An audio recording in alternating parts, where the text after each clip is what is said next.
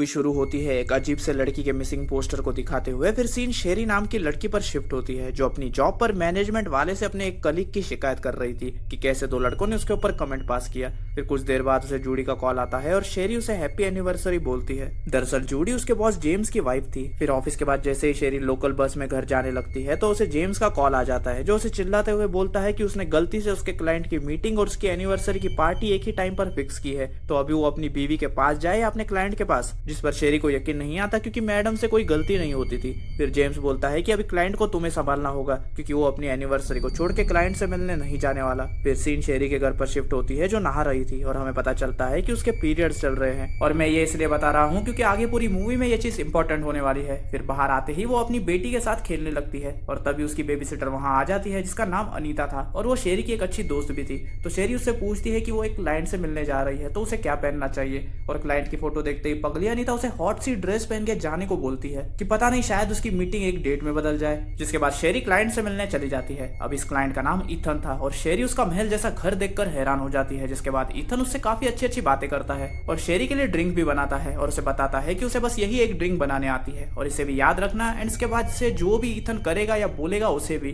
क्योंकि आगे मूवी में ये चीज इंपॉर्टेंट है। फिर वो दोनों ईथन के टेलीस्कोप से तारे भी देखते हैं और शेरी धीरे धीरे ईथन पे लट्टू हो रही थी। जिसके बाद ईथन शेरी को डेट पर ले जाता है और जब वो लोग बात ही कर रहे होते हैं तभी अचानक से एक कपल का कुत्ता ईथन पर भौंकने लगता है और हमें पता चलता है कि बड़ी बड़ी बातें करने वाले ईथन की कुत्ते से काफी फटती है। उसके बाद वो यहाँ काफी बातें करते हैं जिस दौरान शेरी उसे अपनी बेटी का फोटो दिखाती है और इधर ईथन शेरी को फुल 100 ग्राम का अमूल बटर लगाता है जिसपे शेरी फिसल भी जाती है। फिर वो लोग घर आते हैं तभी शेरी बोलती है कि उसे जाना होगा क्योंकि उसकी बेबी सिटर ज्यादा टाइम नहीं रुकेगी और ऊपर से उसने कैब भी बुलवा ली है। पर ईथन उसे आज रात उसके साथ रुकने कहता है और वो सुबह होते ही उसे घर छोड़ देगा। पहले तो शेरी बहुत मना करती है पर एंड में वो उसके साथ रुकने के लिए मान जाती है और वो दोनों जैसे ही अंदर जाते हैं हमें अंदर से शेरी के ऊ आ की आवाजें सुनाई देती है और इसका मतलब वो नहीं है जो आप समझ रहे हो। तभी अचानक से दरवाजा खुलता है और शेरी जख्मी हालत में दौड़ते हुए घर से बाहर निकलती है। जिसके बाद वो भागते भागते सबसे हेल्प मांगती है लेकिन कोई उसकी हेल्प नहीं करता।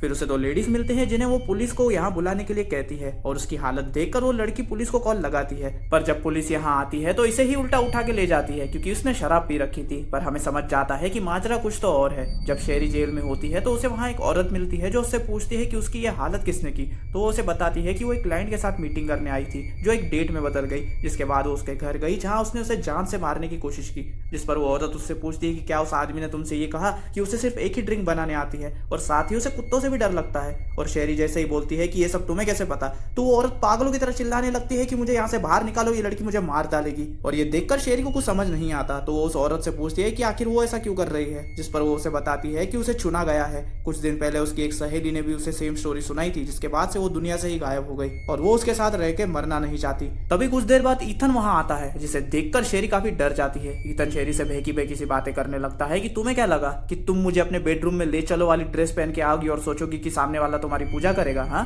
अभी मुझे तुम किसी भी कीमत पर चाहिए। जिस पर शेरी उससे अपनी जान की भीख मांगती है पर ईथन बोलता है कि वो उसके साथ एक गेम खेलेगा जिसमें वो आज की रात उसका शिकार करेगा और अगर वो सुबह तक उससे बचने में कामयाब होती है तो वो उसकी जान बख्श देगा और वो उससे पहले भागने का मौका भी देगा। तभी वहाँ एक पुलिस वाला आकर शेरी से बोलता है कि उसकी बेल हो गई है और जब वो स्टेशन से जा रही होती है तभी उसे बोर्ड पर हजारों लड़कियों के मिसिंग पोस्टर्स दिखते हैं जिन्हें शायद ईथन नहीं किया होगा गायब। एंड हमें समझ जाता है कि पुलिस वाले भी ईथन से मिले हुए हैं और पुलिस स्टेशन से थोड़ा दूर जाते ही शेरी एक टैक्सी पकड़ती है जहाँ टैक्सी वाला शेरी से बोलता है कि वो पहली लड़की नहीं है जिसे उसने ऐसी हालत में इस एरिया से पिक किया है। और ये सुन के शेरी की हालत और खराब हो जाती है और यहाँ शेरी अपने घर जाने के बजाय अपने बॉस जेम्स के घर जाती है और हमें पता चलता है कि फिल कोल्सन अपनी शील्ड की ड्यूटी छोड़ के किसी कंपनी का मालिक बन गया है। शेरी उसे सारा सच बताती है जिस पर जेम्स शॉक होकर बोलता है कि वो अभी पुलिस को बुलाएगा। पर शेरी बोलती है कि वो भी उसके साथ मिले हुए हैं। जिस पर जेम्स उसे कहता है कि वो टेंशन न ले, यहाँ वो एकदम सेफ है। जिसके बाद शेरी नहाने जाती है और जब वो नहा के आती है तो उसकी नजर जेम्स के लैपटॉप पर जाती है जिसे चेक करते ही उसके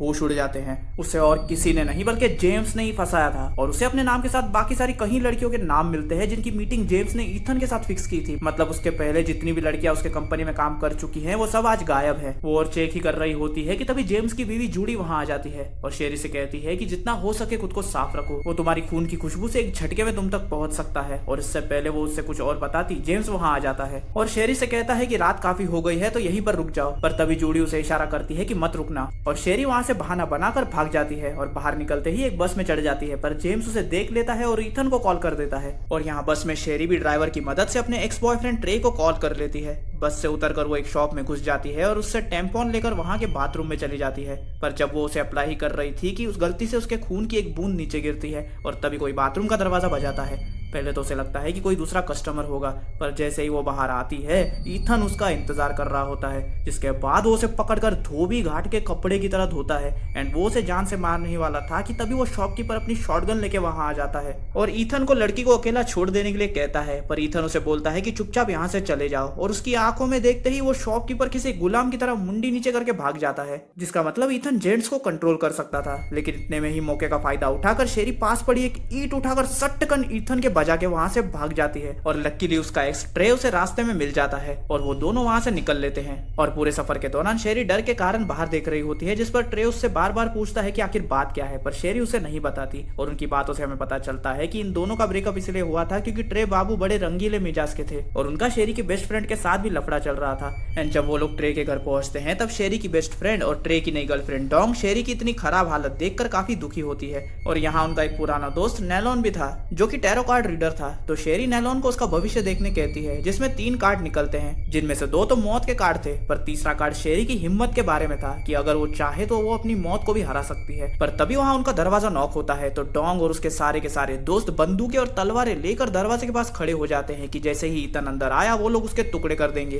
पर तभी कैमरा शेरी और नेलोन पर शिफ्ट होती है, जिन्हें गोलियों की आवाजों के साथ चीखें सुनाई देती है। तो नेलोन और शेरी छुप जाते हैं और वहां पर जब आवाज आना बंद हो जाती है तो शेरी चेक करने जाती है, जहां उससे अपने दोस्तों की लाशें मिलती है और ईथन वहां मजे से खड़ा रहकर गाने सुन रहा था। जिसके बाद वो शेरी को पकड़ के उसके साथ डांस करने लगता है और फिर वो उसे अपने साथ ले जा रहा ही होता है कि तभी ट्रे वहां आ जाता है, जिस पर शेरी उसे बोलती है कि प्लीज कुछ मत बोलना। पर वो बेवकूफ बोलता है कि क्या यही वो झिंगुर है, और ऐसा बोलते ही ईथन अंगूर की तरह उसकी मुंडी उखाड़ लेता है। तभी शेरी मौका देखकर फिर से वहां से भाग जाती है। भागकर वो एक ब्रिज पे पहुंचती है, लेकिन ईथन ठीक ब्रिज के उस तरफ रास्ते पे खड़ा था। पर तभी पता नहीं कहां से एक कार आकर ईथन को ठोक देती है। अभी रास्ते के बीच में खड़ा रहेगा तो यही होगा ना। तभी शेरी को जूडी की बात याद आती है कि वो उसके खून को सूंघ सकता है, तो वो अपना टैम्पॉन निकालकर एक नीचे चल रही गाड़ी पर फेंक देती है, जिसे सूंघते ही ईथन ऐसे उठ खड़ा होता है जैसे उसे किसी ने उसका माल सूंघा दिया हो। पर वो देखता है कि शेरी ब्रिज पर नहीं थी, तो वो उस गाड़ी का पीछा करने लगता है। पर शानी शेरी ब्रिज में ही बने एक छोटे से डोरवे में छुपी थी, जिसके बाद वो भागते हुए एक चर्च में घुस जाती है, जहां वो फादर से होली वाटर और क्रॉस मांगने लगती है, इस उम्मीद में कि इससे ईथन डर जाएगा।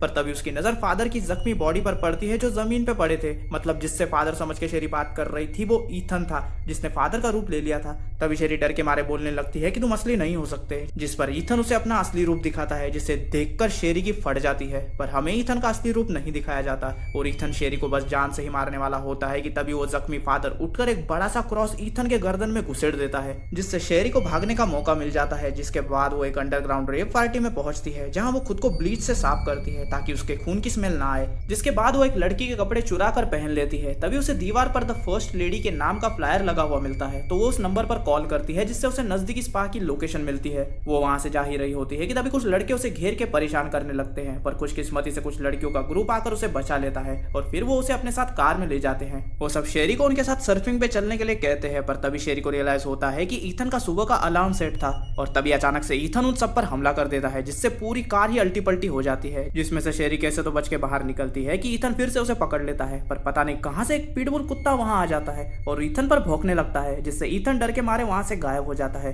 शेरी की किस्मत पर आज सच में भगवान बहुत ही मेहरबान थे। जिसके बाद शेरी उस स्पा में जाती है और वो कुत्ता भी उसके साथ जाता है, जहाँ शेरी डीना नाम की एक औरत से मिलती है, जिससे द फर्स्ट लेडी कहा जाता था। वहाँ वो बाकी औरतों को भी देखती है जो मार्शल आर्ट सीख रही थी। फिर डीना शेरी को समझाती है कि दरअसल ईथन एक फॉलन एंजल है, जिसका काम था इंसानियत को राह दिखाना और उसकी रक्षा करना। पर ईथन ने फैसला किया सिर्फ मर्द ही दुनिया पर राज करेंगे, तो उसने अपनी ताकतों का गलत इस्तेमाल करके सालों से मर्दों को कंट्रोल करके उन्हें आगे रखा, वो भी तब से जब से दुनिया शुरू हुई है। जिसके बाद डीना शेरी को बोलती है कि वो उसे किसी चारे की तरह इस्तेमाल करने वाली है ताकि ईथन को बाहर निकाल के उसे मारा जा सके, जिस पर शेरी मना कर देती है क्योंकि उसकी छोटी बच्ची थी और वो ये रिस्क नहीं ले सकती थी। तो डीना बोलती है कि अगर तुम लड़ी नहीं तो तुम्हें क्या लगता है तुम्हें मारने के बाद वो कहां पर जाएगा? वो सबसे पहले तुम्हारी बेटी के पास जाएगा, जिसके बाद वो और औरतों को अपना शिकार बनाएगा और ये साइकिल कभी खत्म नहीं होगा।